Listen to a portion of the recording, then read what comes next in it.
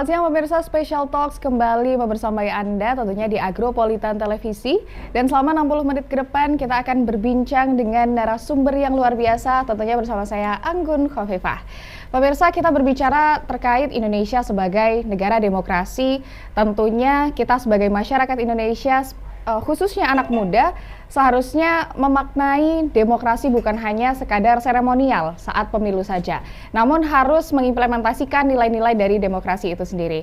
Dan untuk itu pada Special Talks hari ini spesial sekali sudah hadir di studio Agropolitan Televisi Bapak Ahmad Khalil Al-Mansur selaku anggota KPU Kota Batu dari Divisi Sosialisasi Pendidikan Pemilih, Partisipasi Masyarakat dan SDM. Selamat siang dan selamat datang Bapak. Selamat siang Mbak Anggun. Apa kabarnya hari ini? Alhamdulillah.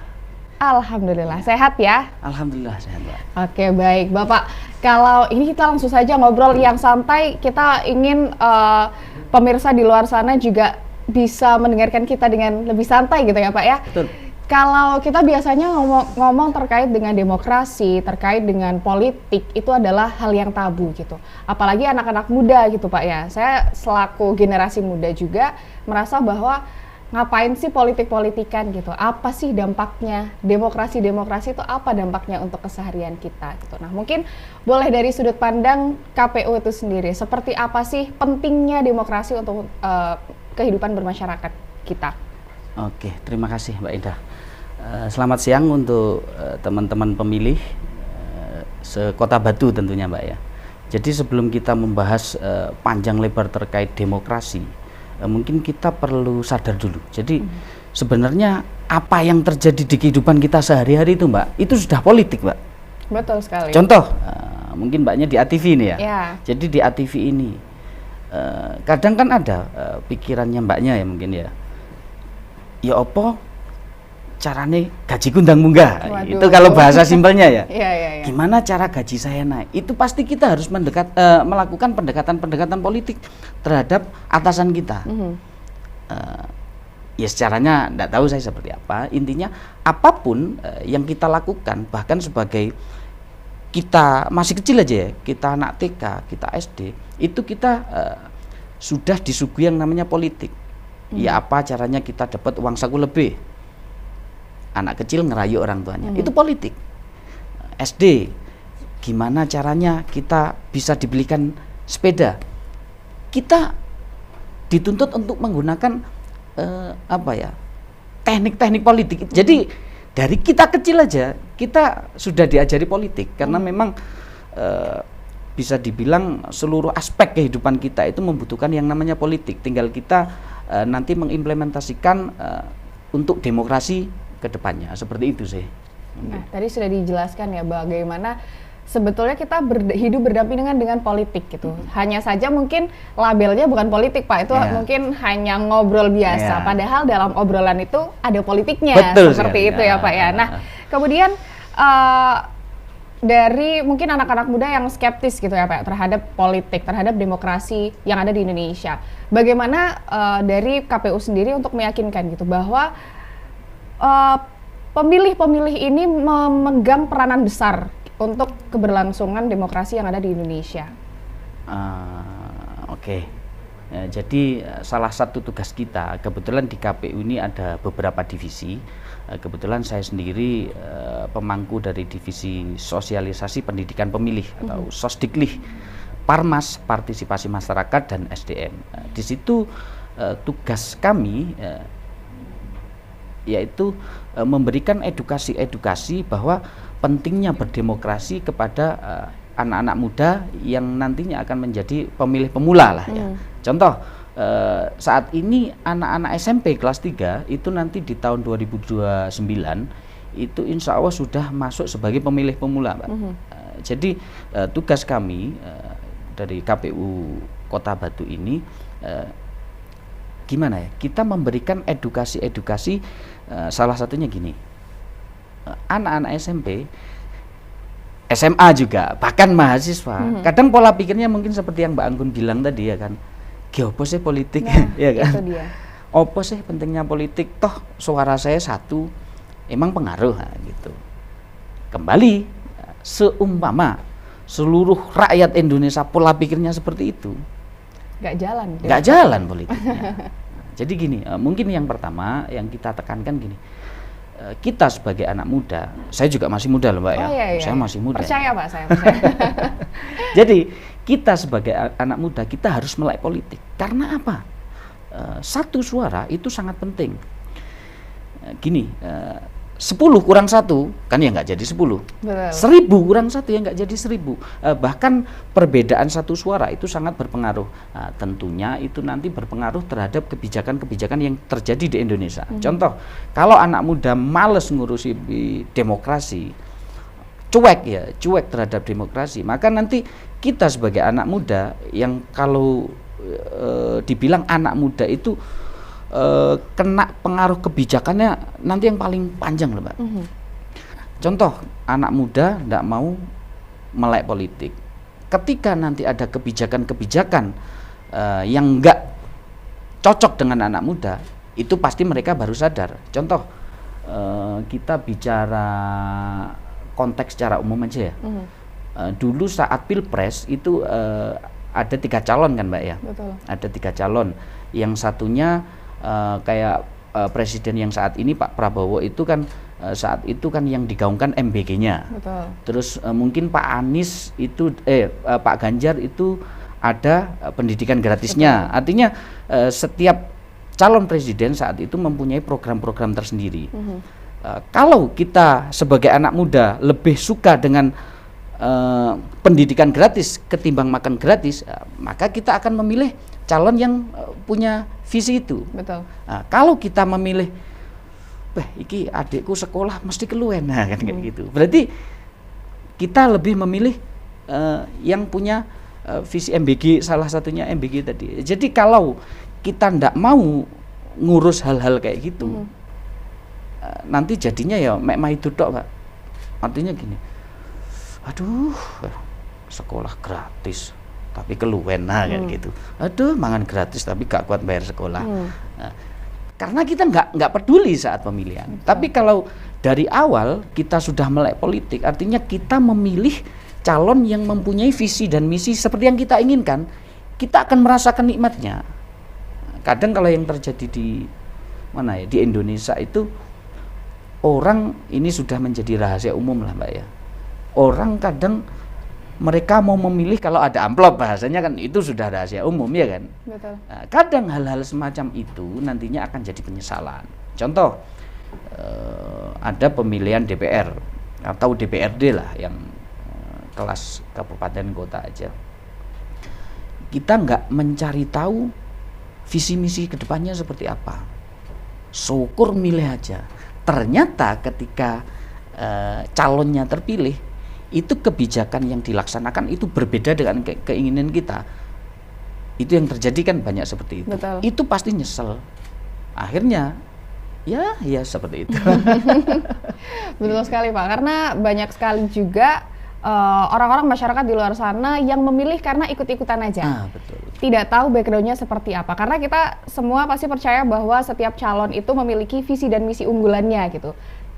Tergantung mana yang sesuai dengan hati nurani kita, mana yang sesuai dengan nilai-nilai kehidupan kita. Nah, itu pemirsa yang perlu digarisbawahi bahwasanya sebelum kita memilih seorang pemimpin, harus tahu dulu backgroundnya seperti apa dan apakah itu sejalan dengan apa yang kita percayai, seperti itu Pak. Nah, mungkin tadi sudah banyak ya membahas terkait dengan bagaimana sih pentingnya dari pentingnya dari demokrasi itu dalam kegiatan sehari-hari kita. Tadi juga Pak Khalil sempat menyinggung terkait dengan KPU, peran KPU selama ini.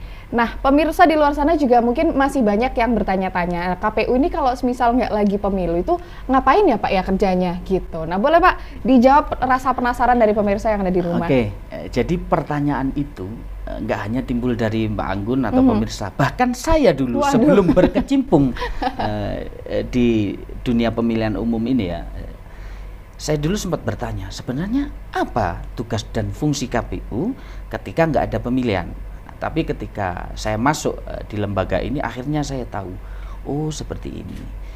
Jadi kebetulan, jadi di KPU itu ada kan divisi Sosdiklik Parmas saya, ada divisi Rendatin, terus ada divisi teknis, ada divisi hukum, juga ada divisi yang itu diampu Pak Ketua. Jadi contoh di divisi sosialisasi partisipasi masyarakat ini, kita kerjanya nggak hanya pas hari H saja. Contoh, Indonesia ini rakyatnya kan ada ratusan juta Mbak ya, Betul 200 sekali. juta lebih. Jadi mungkin kita konsentrasinya di Kota Batu saja. Kita harus meyakinkan teman-teman pemilih, nggak hanya pemilih pemula, bahkan ibu-ibu, bapak-bapak, untuk sadar demokrasi. Caranya seperti apa? Kita selalu melakukan sosialisasi ke sekolah-sekolah, Pak. Jadi dalam 1 bulan kita punya 4 kegiatan yang itu sasarannya rata-rata ke pemilih. Mungkin kalau di bulan-bulan ini kita konsentrasinya ke pemilih pemula. Jadi kita itu aktif datang ke sekolah-sekolah untuk apa? Mengedukasi pentingnya pemilu. Jadi beberapa jawaban tadi itu kita ajak teman-teman pemilih pemula atau calon pemilih, kita kasih edukasi dengan bahasa mereka kan Pak. Karena apa? Pemilih-pemilih pemula ini nanti rawan kena hoax dan lain-lain. Karena pemilih pemula ini biasanya ketika contoh anak-anak Gen Z sekarang ya, bahasanya Gen Z ya. Gen Z, Pak. Sekarang ini itu kalau melihat sesuatu hanya dari TikTok, hanya dari Instagram, maka kadang nggak bisa memfilter Mbak, itu hoax atau berita asli. Makanya tugas kita memverifikasi berita-berita tersebut ke teman-teman di sekolah atau bahkan ibu-ibu PKK. Kita juga aktif datang ke situ, nggak hanya pas hari H aja. Jadi bisa 1 bulan sekali kita ke teman-teman sekolah. Contoh kayak acara kayak gini. Ini kan salah satu dari acara pendidikan pemilih kan Mbak. Jadi selain acara di ATV ini, kita juga punya acara podcast Balik Bilik. Balik Bilik yang itu narasumbernya nggak hanya dari kami, itu juga ada narasumber dari eksternal, dari manapun lah. Artinya kita melakukan segala cara agar apa? Agar para pemilih ini melek demokrasi. Itu mungkin dari yang divisi Sosdiklik Parmas. Ada lagi dari divisi Rendatin yang kebetulan kalau di KPU Batu ini pengampunya Ibu Marlina.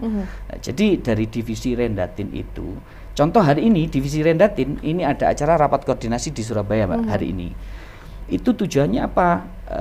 Untuk PPDB. PPDB itu update data. Ini pemilih ini sudah siap milih atau belum? Contoh kayak TNI, Polri itu kan sebenarnya nggak punya hak pilih. Betul. Nggak punya hak pilih. Tapi setiap tahun kan selalu ada anggota-anggota TNI, anggota Polri yang pensiun. Nah, ketika pensiun itu tugas dari divisi perencanaan dan data untuk memasukkan bahwa ini sudah menjadi pemilih. Contoh anak yang umurnya sudah masuk ke pemilih. Nah, itu ada pendataan tiap 3 bulan sekali. Jadi tiap 3 bulan sekali dari divisi Rendatin itu bahkan kita datang ke kelurahan-kelurahan ya kan.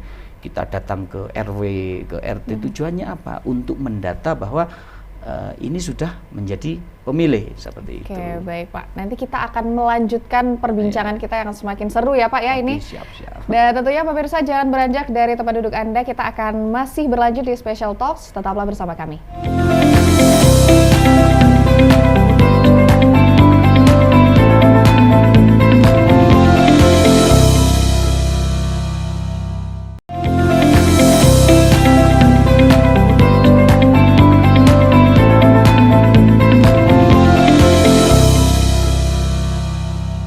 Terima kasih pemirsa, Anda masih bersama kami dalam Special Talks yang pada hari ini memiliki topik yaitu peran generasi muda dalam menjaga demokrasi, masih bersama dengan Pak Khalil dari KPU Kota Batu.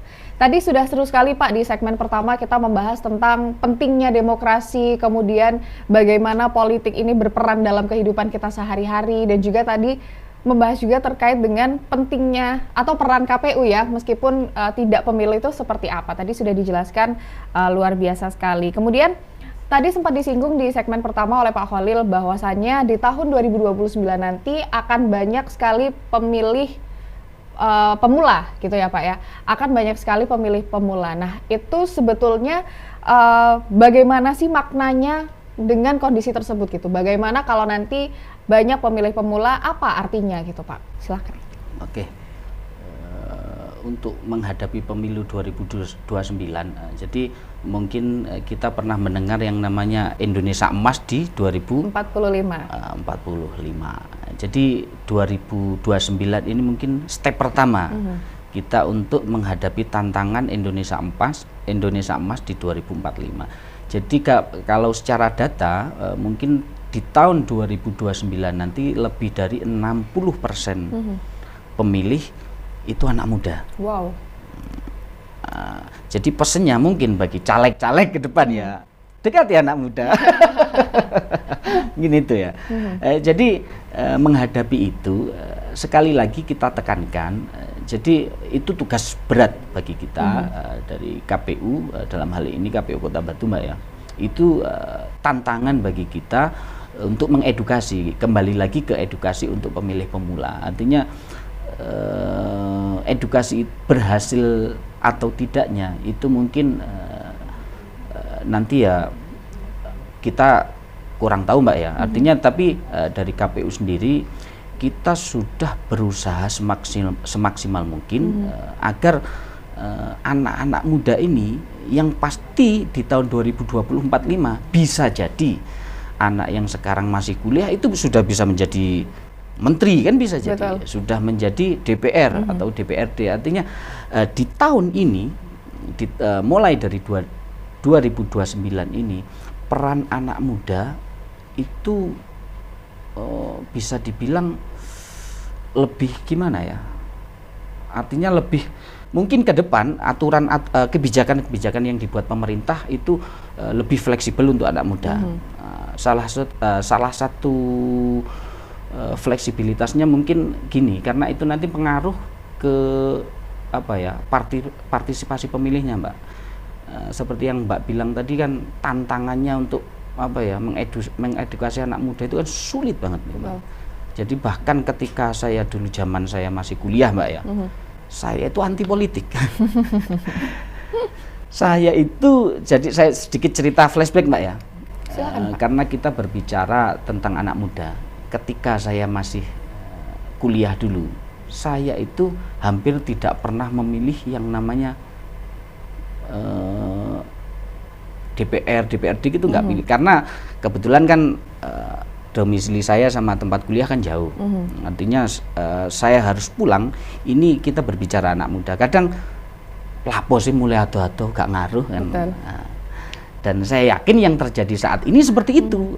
Makanya mungkin cerita-cerita yang terjadi kepada saya sendiri itu saya jadikan motivasi untuk merubah mindset anak muda sekarang. Jadi saya nggak bisa berbicara yang di luar Batu mungkin ya. Jadi kita harus memahami kebiasaan-kebiasaan anak muda sekarang. Saya itu bahkan sering sekali Mbak ngopi-ngopi yang di situ ada anak muda. Kadang saya SKSD Mbak. Ya Mas, presidenmu Mas, bahasanya kayak gitu.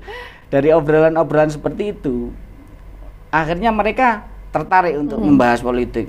Iya gini ya. Dari situ kita mungkin secara nggak langsung ngajak anak-anak muda untuk melek politik itu mungkin dari bahasa ngopi. Karena kalau kita hanya mengandalkan kita datang ke sekolah, karena kadang anak muda di sekolah itu mereka mau mendengarkan kita karena ada perintah dari gurunya, Mbak. Betul, dipaksa ya Pak. Dipaksa sama gurunya, ya kan. Tapi kalau bahasa di warung kopi itu lebih ngena ke anak muda. Makanya bahasa ajakan untuk anak muda pun itu dengan harus bahasa warung kopi. Jadi ke depan kita dari KPU Batu kita akan program kita mungkin lewat media sosial kita akan membuat konten-konten yang disukai anak muda. Intinya seperti itu. Oke, baik Pak. Karena perlu disadari juga bahwasanya kalau kita masuk ke dalam lingkup yang formal ya, contohnya di sekolah, pasti penerimaannya itu akan beda Pak dengan kalau kita nongkrong biasa aja gitu ya di warung kopi, kita obrolannya mengalir gitu saja, itu pasti pemaknaannya juga berbeda. Nah, kalau dari pengalaman yang telah dilaksanakan oleh KPU dan juga mungkin Pak Khalil secara pribadi memberikan sosialisasi secara non formal kepada anak-anak muda seperti itu, bagaimana tanggapan mereka Pak? Apakah mereka menanggapi dengan baik atau tetap saja harus cuek, wis aku nggak ngerti politik-politikan gitu? Oke. Berbicara topik pemilu kepada teman-teman, pemilu itu nggak ono sing apik, nggak ada yang menarik Pak. Iya kan? Iya. Kita fair-fair aja. Kita bilang ngomong pemilu, kita ngomong apa ya? Ngomong demokrasi itu sesuatu hal yang sangat tidak menarik. Apalagi dibungkus dengan yang formal-formal. Topik pemilu itu akan menarik kalau kita gojlok-gojlokan. Contoh, kita ngopi. Ya apa presidenmu? Nah gini, akhirnya teman satunya menimpali. Loh, lek enek presidenku iki ya gini. Nah, jadi dengan bahasa gojlokan ya kan, bahasa buli-bulian, bahasanya anak muda ya Pak. Artinya ngomong bully itu bukan menyerang ya, tapi kan anak muda itu akan lebih seneng dengan bahasa gojlok-gojlokan. Dengan bahasa gojlok-gojlokan kita membahas partaimu ya. Dengan gojlok-gojlokan seperti itu mungkin akan lebih masuk daripada kita bikin acara yang formal kayak di sekolah gitu. Jadi obrolan-obrolan kelas warung kopi itu sebenarnya lebih efektif Mbak. Contoh di kampung saya sendiri, kebetulan saya itu sering ngobrol sama anak-anak muda, saya juga ikut main sepak bola. Jadi ketika sepak bola kita itu contoh kita membahas kebijakan yang ada di Kota Batu. Kebetulan saya orang Temas, jadi di Temas itu ada lapangan yang itu pengelolaannya dikelola anak muda, tapi haknya kan punya Kota Batu, karena kan kelurahan Pak ya. Betul. Nah, dari situ teman-teman itu selalu bahasannya, wah enak lek wali kota iki yo. Pengelolaan lapangan sekarang di kewenangan jadi kewenangan kita sebagai hal-hal kayak gitu kan akan masuk.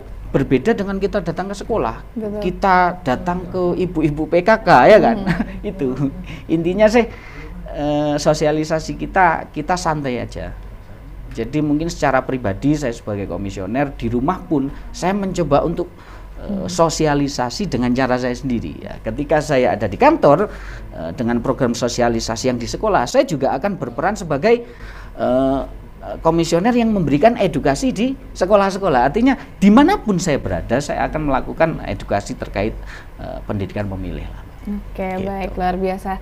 Tadi sudah banyak sekali ya Pak ya apa yang sudah kita bicarakan terkait dengan bagaimana mengetuk hatinya anak-anak muda. Ini Gen Z ini pikirannya memang sedikit apa ya Pak, idealisnya cukup tinggi juga gitu. Jadi itulah cara-cara dari KPU Kota Batu untuk mengetuk hatinya pemilih pemula yang ada di Kota Batu. Jadi untuk teman-teman yang mungkin didatangi oleh KPU jangan takut ya. Ini bukan kaderisasi, bukan apa ya. Tenang saja.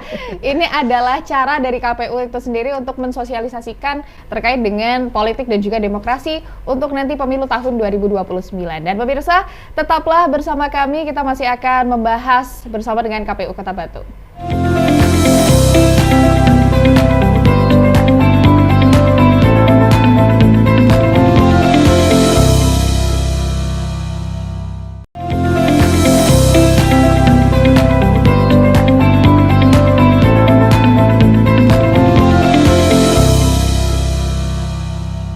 Terima kasih pemirsa, Anda masih bersama kami di Special Talks Agropolitan Televisi, tentunya masih dengan Pak Khalil dari KPU Kota Batu. Luar biasa sekali Pak, tadi sudah banyak sekali hal-hal yang saya dapatkan baru saja di studio TV ini, dan tentunya mungkin pemirsa yang ada di rumah juga semakin kepo gitu. Apa sih KPU ini tujuannya ngapain sih ngobrol sama Anggun di sini hari ini gitu. Nah, kalau tadi kita sudah berbicara terkait dengan bagaimana pentingnya anak muda ya, peran anak muda di pemilu 2029 karena mereka banyak sekali yang pemilih pemula gitu ya Pak ya. Tadi juga sudah dijelaskan bahwasannya peran mereka sangat penting karena kita menuju 2045 Indonesia Emas, yang mana juga arah kebijakan itu dimulai dari saat ini gitu, nggak langsung moro-moro Indonesia Emas 2045, tapi ada tahapannya, dan salah satunya adalah step pertama di tahun 2029 dengan pemilu atau memilih pemimpin terbaik untuk Indonesia. Nah, kalau tadi sudah tahu peran mereka kalau memilih itu seperti apa, kira-kira Pak, kalau mereka tetap merasa cuek dan apatis terkait dengan politik dan demokrasi yang ada di Indonesia, apa sih dampaknya gitu Pak? Berbicara dampak sebenarnya sangat besar sekali Mbak. Tapi mungkin teman-teman Gen Z sekarang ini mungkin belum menyadari ya. Contohnya seperti inilah, kalau kita tetap tidak mau ngurus politik, gak ngurus aku milih sopo, gak ngurus sopo presiden ya kan, gak ngurus siapa DPR-nya, gak ngurus siapa DPRD-nya.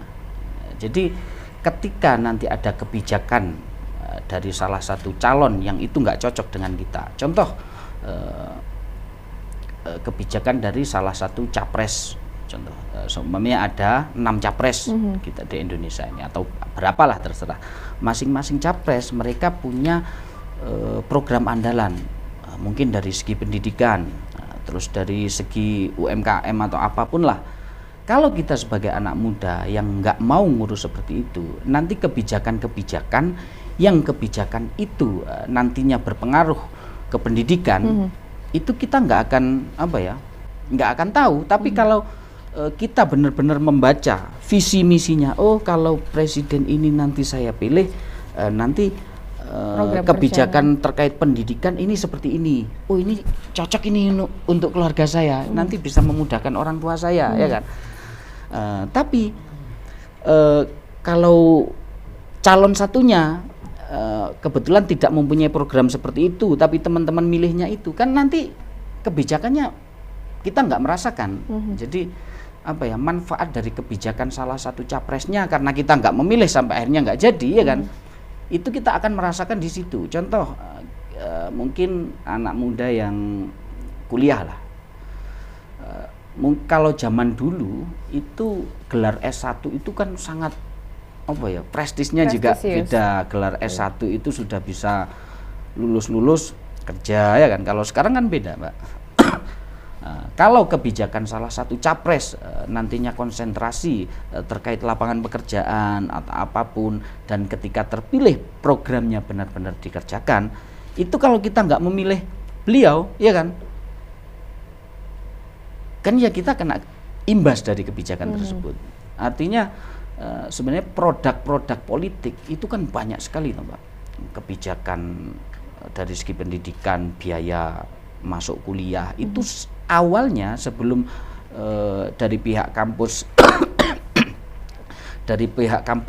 mengeluarkan kebijakan, itu kebijakan awalnya kan dari pemerintah.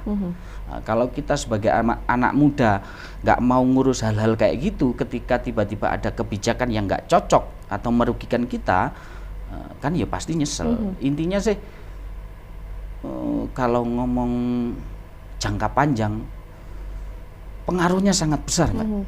Sangat besar sekali. Contoh kayak MBG aja, mungkin ada beberapa pihak yang nggak setuju, tapi kan beberapa pihak lagi juga sangat setuju, seperti itu loh.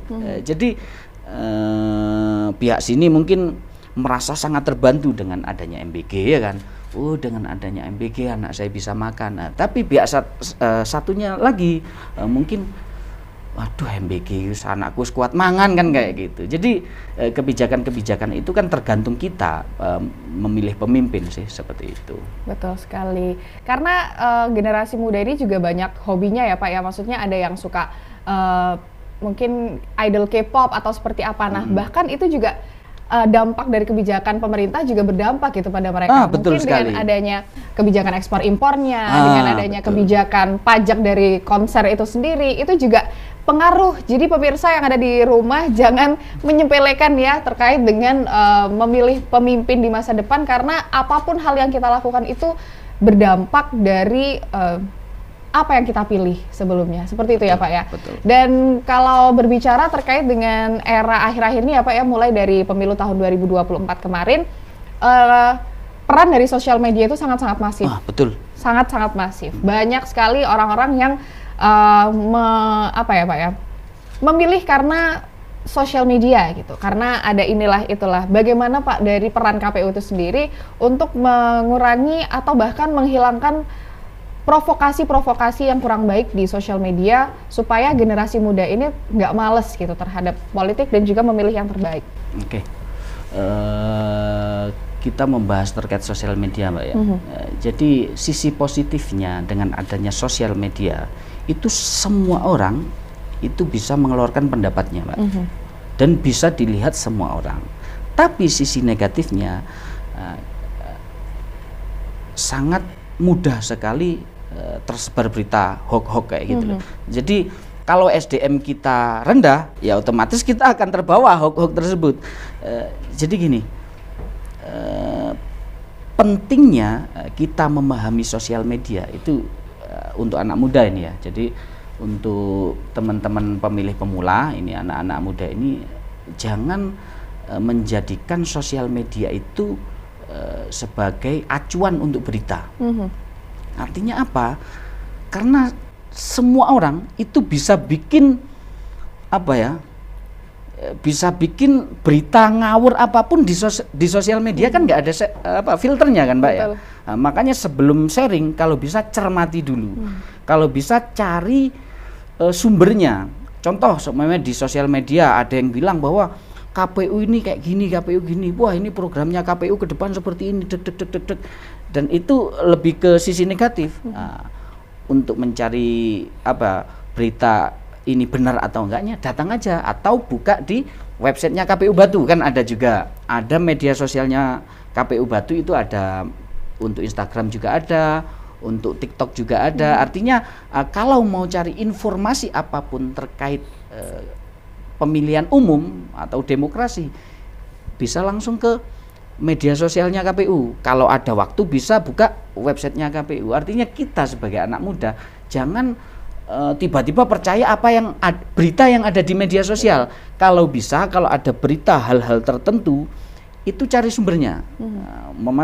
Terkait berita wali kota, cari aja di websitenya Kota Batu, kan ada. Artinya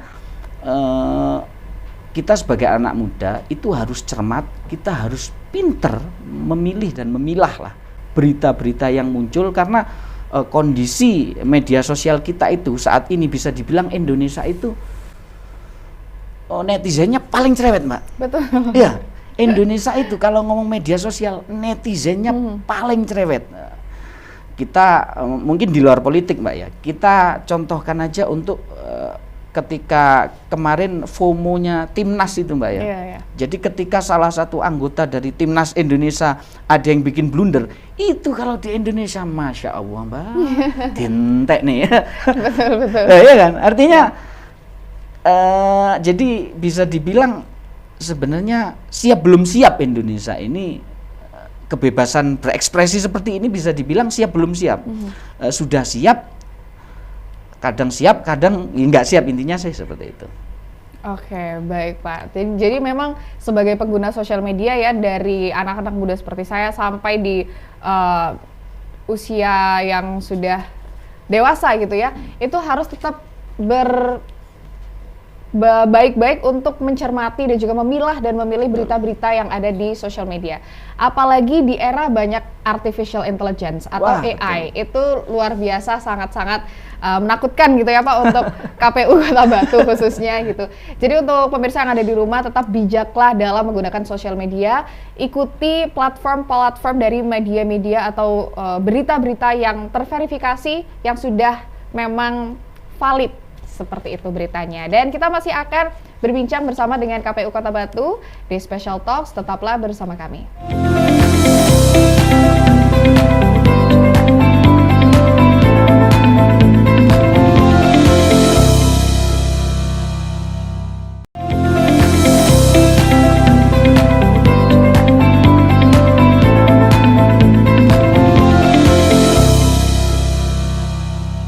Terima kasih pemirsa, Anda masih di Agropolitan Televisi, tentunya masih dalam acara Special Talks bersama dengan KPU Kota Batu. Tadi sudah banyak sekali Pak hal-hal yang seru banget, kalau misal dilanjutkan ini bisa sampai besok pagi lagi nih Pak ya.